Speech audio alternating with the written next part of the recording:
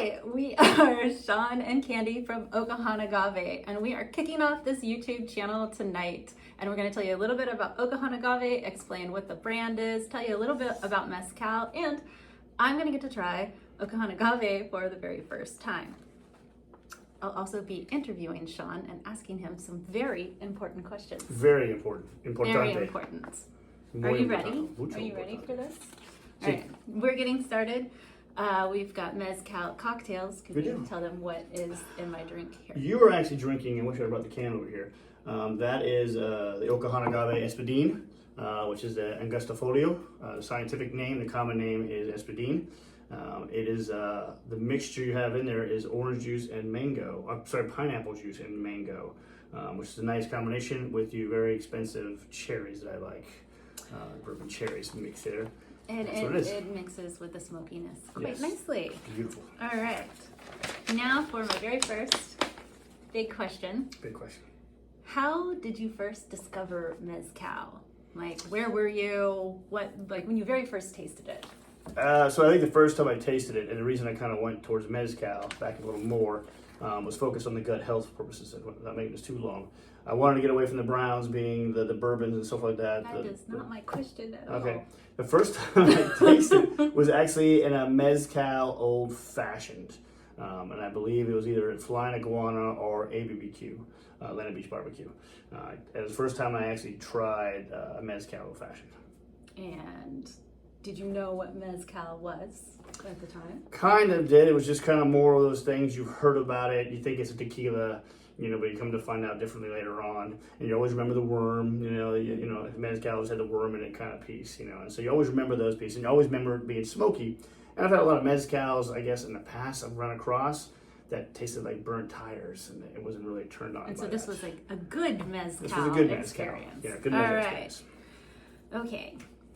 You spent 31 years in the military. What have you found to be tougher, Special Forces training or convincing your wife to like Mezcal? Well, the convincing the wife is a long game, So I got time for that. You live here, I have you. It's easy enough. You're not going anywhere that I know of right now. And it's almost Christmas, so she's probably not going anywhere. Sticking around. So I had a long game with you. When special operations training, you didn't actually have a long game. You had a short amount of time. Depending on the training you're doing, the selections you're going through, whatever you're going through, you had a certain point to be able to make it through. So they both have their own unique challenges. They do have their own unique challenges. You're kind of more like the Special Forces pipeline, whereas like Ranger School is shorter. Mm-hmm. Whereas the Special Operations, the Special Forces Green Beret pipeline is a lot longer. Like than the Ranger long School. game. Yeah, they're the long game. Okay. This is even for a long game. All right. At one point, did you decide to start making your own mezcal? Like, what was the thing where you were like, I gotta make this stuff. This is what I'm choosing out of all the things I could do after retirement. I'm gonna make mezcal. Well, I went back to the gut health thing. What can I get a drink now that I you really can enjoy? use that answer to my question. So when I retired 50 years old, and I have a son who was 6 at the time, now 9 years old, and I was drinking, COVID time period. I have a son. Our son. He's our son. Still have him. He's upstairs. He had a stomach flu, puking all night last night. It was a rough night. It was a rough night. So it was being able to COVID, I started drinking a lot of bourbons, and I like my bourbon old fashions. I love my bourbons, I love my rums, scotches, IPAs. Scotchy scotches. And it was just I noticed the gut health on it, and I was starting to get concerned about that. If I was going to be able to keep up with my son as he grows older, I need to find something that's still quality drink that wasn't put me 4 or 5 steps behind. I found tequila. Through tequila, I found Mezcal. And Mezcal it's 100% organic, 100% natural. 100% no machines involved, no chemicals involved, and it is the best gut health liquor out there. Right, but why were you like, I need to make this? So because there's a lot of mezcal out there. I know because we have like 50 bottles back here. You don't have. That's a generous. 5. That's like maybe. Underestimation. 4. So with the plethora of mezcals out there, why were you like, I need to make mine? So it was finding something that you could remain relevant in the world. You know, you can have purpose. Purpose is daily, right? To me, purpose is daily. You wanted to create a legacy? I wanted to create a legacy. Okay. I'd rather be relevant in the world and create a quality product. And that's really what drew me more to it, was the quality. Once I went down to Mexico and really saw how it was done, it was no corner skipped, nothing that done. It was all done for 6 generations. You know, they were all about creating quality, and they weren't based on time, they weren't based on quantity itself. And once I saw that, in this day and age, it's so hard to see that, where people aren't cutting corners, where people are trying to get things now, where this is based off of generational, and it's based on the standards they use, and the standards are the standards all the time. And I fell in love with that. It reminded me of my background in special operations. All right, so that's your connection there. That's the connection there. All right, how many times since starting your mezcal business have you had to explain that it's not tequila? A lot. It almost gets to a point I get, I feel like an ass sometimes doing that. It's not tequila, it's mezcal. You know, but most of us kind of blow it off, you know. That's where a lot of people go, oh, so you're Navy SEAL. No, yes. I'm not a Navy You're a fucking tequila SEAL. making Navy SEAL. Yeah, no. I'm an Army Special Operations, Special Forces, combat diver is what I am. Anyway, so so I've had to explain to a lot of people. All right. And get an idea. Sorry.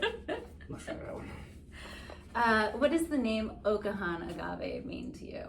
Like, what's the root? So the blueprint behind it, its focus is O'Kahan. So in the Special Operations world, Special Forces world, your name and reputation are key in everything you do. It follows you through your career and through life, right? So your name is very important on that piece.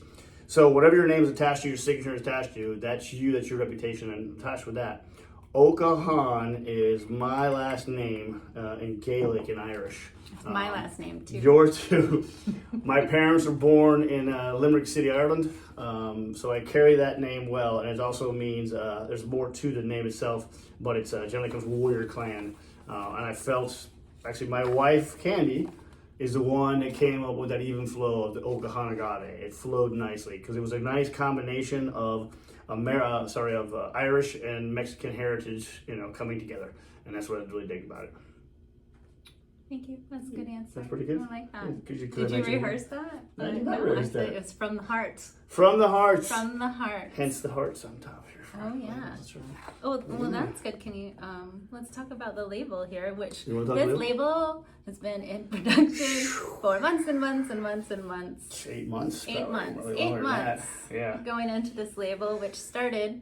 I have to insert, maybe when I edit the little sketch of the bee. Yeah. The scribble, the initial scribble, yes. with the Clouda base design. Yep. It is a combination. So once I went down to Mexico and I was moving around Oaxaca City, I saw a lot of similarities between what is the Mexican Sacred Heart. And they also have a lot of the heart of the agave called the piña, which is the heart of the agave. And they keep what is the crown, the pincas on top. So it looks like a heart with the crowns on top. And so as I moved around, I just saw the similarities between all the Mexican heritage, stuff like that, and the Irish clattering, and it just all came together. And so that is a combination. The bottle itself is the Irish clattering, when you look at it with the hands coming in, the crown, which also is the pincas of the agave plant, the heart, obviously clattering, and obviously of the agave plant, and then around it is very Mexican heritage colors and artwork, and then in the center right there, it's kind of hard to see, is the Special Forces crest on that one. And you worked with an artist in Oaxaca. Yes, that, right? I worked with Anna in Guadalajara. Oh, Guadalajara. Yeah, in Guadalajara. Okay. Yep. All right. Yep. Excellent. She's been working with me the whole time and flexing quite a bit on that piece for me. All right. Can you tell me how to correctly pronounce Ooh. potato rum? Potato rum? Patoodle. Potato rum. It is potatum. No, it's not. Potatorum. Potatorum.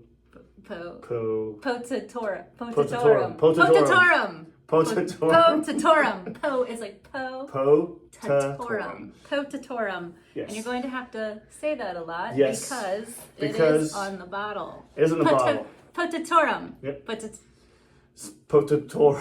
Potatorum. Which is actually espadine. And what happened was the Mexican government owns the word agave. everything's done in Mexico and Oaxaca for the mezcal. The labeling's done there, bottling, everything's done there. So it has to be approved through the Mexican, the CRM. Has to get approved through that board in Mexico, official board.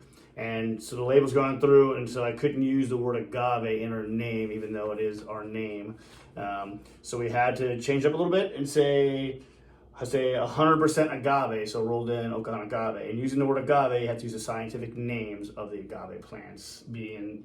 Should be espadine, which is the common name, but it is actually potatorum. Potatorum, yes. All right, and if you're wondering what I'm nibbling at over here, it is tahini. And actually, like with my drinks. The common name for this one is not is the tobola. Espadine is the Augustifolio. Oh, you're steering them wrong. Augustifolio is the Augustifolio is espadine. Yeah, potatorum. Right. So the environment that the agave is grown in enhances the flavor profile and affects the taste. What is Oaxaca known for, or where your agave fields are? Like, is it known for a particular flavor profile? It is, and it's the espadines, the rocky areas of the tobolas, and one of the ones we don't have right here in Sambles is the Leoba. And that area is very precision because of the rocky environment and the drier environment that it's in. So it gives it more of an earthy, somewhat vegetable and fruity, or fruit taste. Earthy, fruity vegetables. Yes. All right. Kind of way. Sounds like a sweet potato. Yeah. Okay. Moving right along. You recently spent some time in Mexico getting hands-on experience. What was your least favorite part of making mezcal? Probably cleaning out What was that worst dirty job? The worst dirty job, because I was an apprentice, so I started off really at the base job, scooping the horse manure, doing all the basic jobs. Really doing all that work actually, makes all the main pieces of the work, the cooking, the crushing, the fermentation, distilling, all of that, how that all works, because without all the stuff in between, it doesn't work. The worst for me was probably cleaning out the earth oven pits. Especially it was just after rainy season too. So you're cleaning out getting all the water. And these things, are down almost, 10 to 12 feet deep roughly, and they're big kind of thing with a giant funnel. And so you're down there, getting the water out, all the ashes out, all the rock out, all the other stuff out, to clean the whole pit out to get ready for the next pit so it can dry out. So mezcal is a real glamorous process. It is truly hands-on, everything you do there. All right. What do you want people to feel when they drink O'Kahan Agave? Like, what's your vibe? What's my vibe? It's kind of a... Bro. What's your vibe, bro? What should they be coming from O'Kahan Agave is kind of more of the adventurous side. It is the O'Kahan Agave, the palate on that is more of a mature palate. It is not for shooting, it's for sipping. So you want to really taste it and sip it to really taste all the different levels in it. Because every taste, you're going to taste something a little different in the levels there. So it really is for the adventurous. The person that really explores the world, has been around the world, and has tried different things, and has kind of rolled into mezcal. Because it really is looking for a bit of quality. And it's looking for quality. It's a key thing too. Yep. All right. What is your favorite way to enjoy your mezcal? Neat. Just sipping. I knew the answer like I'm doing over here. One. Yeah, I do. I also enjoy, in the pineapple and the mangoes and combination of that. My second would be a mezcal fashion. That's really between neat and mezcal fashion, going back and forth. The mezcal fashions are pretty strong, and they're pure. They're completely different from the bourbon old fashions, because they're made from obviously mezcal, agave syrup, a little bit of orange bitters, and a little bit of cocoa bitter, and then I throw a little slice of orange and a cherry in there, and so it's pretty pure. All right. Yep. I think it's time we should sample the O'Kahan Agave. Okay.